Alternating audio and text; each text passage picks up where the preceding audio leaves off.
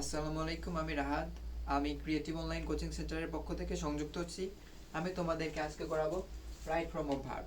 এটা আমি তোমাদেরকে এমনভাবে করানোর চেষ্টা করব যাতে তোমরা বাংলার মাধ্যমে বুঝে বুঝে ইংরেজিটা করতে পারো। আশা করি আমার ক্লাসটা তোমাদের ভালো লাগবে। তাহলে শুরু করা যাক। So right from of verb করার শুরুতে আমরা প্রথমে একটা জিনিস খেয়াল করতে হবে, সেটা হলো এই ফুল সেন্টেন্সটা কিসে রয়েছে। আমরা যদি সেন্টেন্সটা একটু ভালোভাবে লক্ষ্য করি তাহলে আমরা দেখতে পাবো যে এখানে রয়েছে our annual prize giving ceremony dot dot of yesterday, মানে এটা গতকালের ঘটনাকে বোঝাইছে। অর্থাৎ এখানে যদি একটা জিনিস গতকালের ঘটনাকে বোঝায়, মানে ফুল সেন্টেন্সটাই তোমার অতীতকালে, অর্থাৎ পাস্ট টেন্স। তার মানে এখানে আমরা যে সেন্টেন্সগুলো ইউজ করব সবগুলো আমাদের পাস্ট টেন্স হবে। আর আমরা সবাই জানি যে পাস্ট টেন্সে মূলত ভার্বের টু এন্ড ফ্রম ইউজ করা হয়। তো আমরা যে রাইট ফ্রম অফ ভার্বগুলো করব সেখানে আমরা সব জায়গায় টু এন্ড ফ্রম ইউজ করার চেষ্টা করব। তাহলে বাংলা ভেঙে ভেঙে আমরা শুরু করি। প্রথম আমরা দেখতে পাচ্ছি রয়েছে our annual prize giving ceremony, আমাদের বার্ষিক পুরস্কার বিতরণ অনুষ্ঠান। এখানে কি আমরা ব্যবহার করতে পারি? আমরা যদি উপরে দেওয়া অপশনগুলো দেখি তাহলে আমরা দেখতে পাবো ডেলিভার রয়েছে। এখানে কিন্তু ডেলিভার হয় না। এখানে আরো কিছু লক্ষ্য করলে আমরা দেখতে পাবো কাম, মানে এটা ইউজ করা যায় এই জায়গা। তাহলে কামের টু এন্ড ফ্রম আমরা ইউজ করব। টু এন্ড ফ্রম হলো কেম, কেম অফ ইয়েস্টারডে। আর কেম অফ এর অর্থ কি? অনুষ্ঠিত হয়েছিল। আর যেহেতু এটা সেকেন্ড, মানে যেহেতু তো অতীতকালকে বোঝাইছে, তার মানে এটা এখানে ব্যবহৃত হবে যে হয়েছিল, অর্থাৎ কেম অফ ইয়েস্টারডে, গতকাল অনুষ্ঠিত হয়েছিল। তাহলে আমরা যদি লাইনটা পুনরায় দেখি তাহলে আমরা কি পাবো? Our annual prize giving ceremony, আমাদের বার্ষিক পুরস্কার বিতরণ অনুষ্ঠান কেম অফ ইয়েস্টারডে, গতকাল সংগঠিত হয়েছিল। তারপরে দ্বিতীয় নম্বরে বি নাম্বারে যদি আমরা দেখতে পারি তাহলে আমরা দেখবো এটা কি আমি করছি। তাহলে আওয়ার অ্যানুয়াল প্রাইজ গিভিং, আমাদের বার্ষিক পুরস্কার বিতরণ সেরিমনি, অনুষ্ঠান। তাহলে আমরা এখানে কি ইউজ করব? কাম। এখন কামের যেটা ইউজ করতে হবে, যেহেতু তো পাস্ট টেন্সে আছে, তাহলে এটা হবে কেম, কেম অফ ইয়েস্টারডে, অর্থাৎ গতকাল অনুষ্ঠিত হয়েছিল। অর্থাৎ এই লাইনটার অর্থ কি দাঁড়ায়? আওয়ার অ্যানুয়াল বার্ষিক প্রাইজ গিভিং সেরিমনি, পুরস্কার বিতরণ অনুষ্ঠান কেম অফ ইয়েস্টারডে, গতকাল সংগঠিত হয়েছিল। তারপরে দ্বিতীয় নাম্বার লাইনে যদি আমরা দেখি তাহলে দেখতে পাবো উই, বি নাম্বারে ডট ডট রয়েছে, উই আওয়ার স্কুল ক্যাম্পাস। অর্থাৎ এখানে এমন একটা সেন্টেন্স ব্যবহৃত করতে হবে যার সাথে এই পরবর্তী সেন্টেন্সগুলো মিল থাকবে। তাহলে এখানে কি হবে? উই, যদি আমরা উপরে অপশনগুলো দেখি, উই ডেলিভার, আমরা তো ডেলিভার করিনি, উই টেক।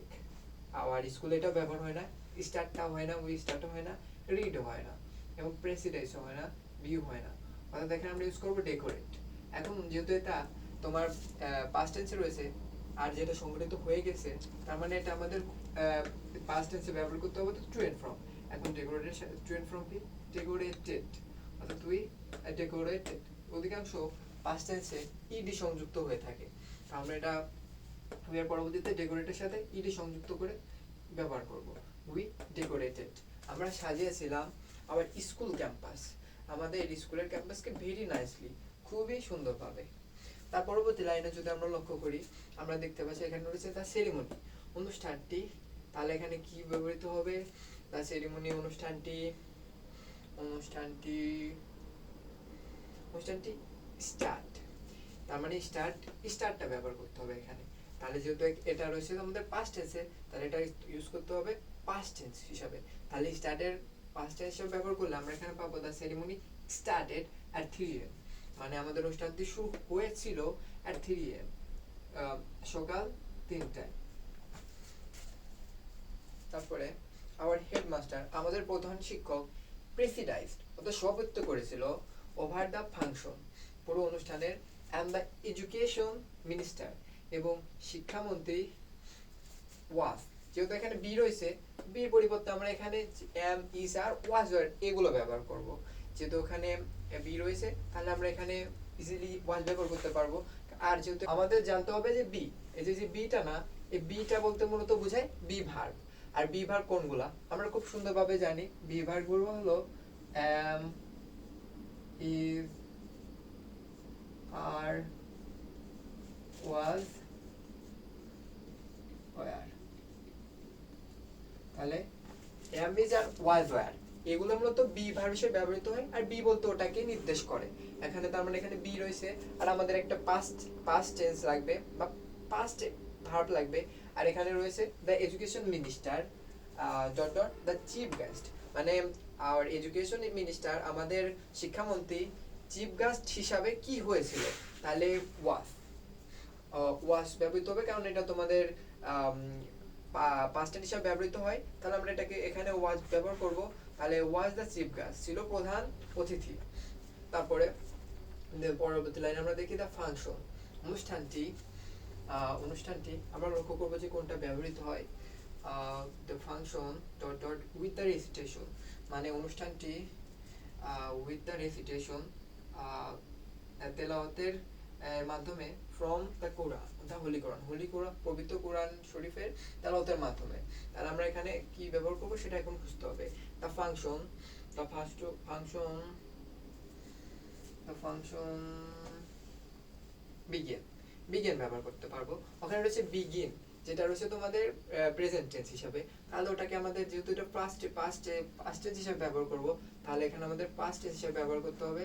তাহলে বিগিনের পাস্ট টেন্স কি, বিগিন, বিগিন, তাহলে begin with the recitation from the holy কোরআন।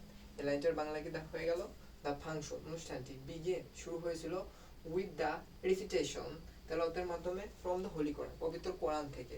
তার পরবর্তী লাইন আমরা দেখি one of our senior teacher, আমাদের একজন শ্রদ্ধেয় শিক্ষক। পরবর্তী লাইনটা আমরা দেখি লক্ষ্য করতে হবে কোনটা ব্যবহার করা যায়।